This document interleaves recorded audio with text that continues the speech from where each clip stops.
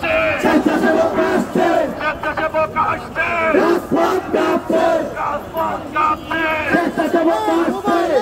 শিবির রাজাকার এই মুহূর্তে বাংলা ছাড়, এই মুহূর্তে বাংলা ছাড়, জামাত শিবির রাজাকার, জামাত শিবির রাজাকার এই মুহূর্তে বাংলা ছাড়, এই মুহূর্তে বাংলা রাজাকার যাবে পিন্ডিতে,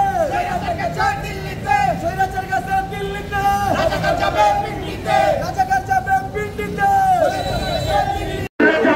জামাত শিবির রাজাকার এই মুহূর্তে বাংলা ছাড়, এই মুহূর্তে বাংলা ছাড়, জামাত শিবির রাজাকার কাঁদা মিলাও মিলাও অটো ভাইরা গাড়িটা একটু নয় করে থাকবে নাম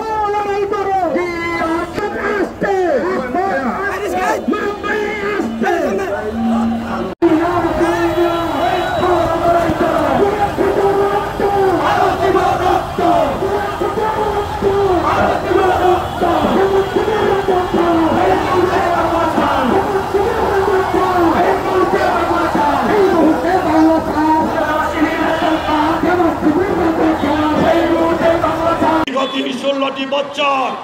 জগদ্দল পাথরের মতো একটি হায়নি সরকার বাংলাদেশে অবৈধভাবে ক্ষমতায় ছিল।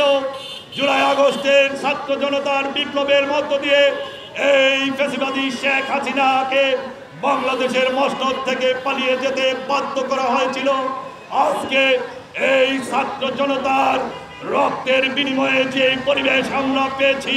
যে অর্জন বাংলাদেশের মানুষ পেয়েছে, এই অর্জন একমাত্র সংগঠিত হয়েছে আমাদের সাংগঠনিক অভিভাবক দেশ নায়ক তারেক রহমান সাহেবের নেতৃত্বে। বাংলাদেশের গণতন্ত্রের তাবিজ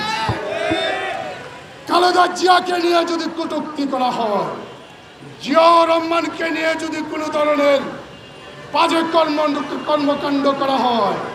তারেক রহমানের নামে যদি কোনো ধরনের সমালোচনা করা হয়, আজকের এই নারায়ণগঞ্জের মিছিলের পরে এই সভা থেকে বলতে চাই, তোমাদের জিভ কেটে দিব, তোমাদের জিভ কেটে দিব। আর জিয়াউর রহমানের ছবিকে যারা অপমান করেছো, তোমাদের পায়ের নলি কেটে দিব, তোমাদের পা কেটে দিব। আর কোনোদিন এই উত্তপ্তপূর্ণ আচরণ করতে যদি সাহস পাও,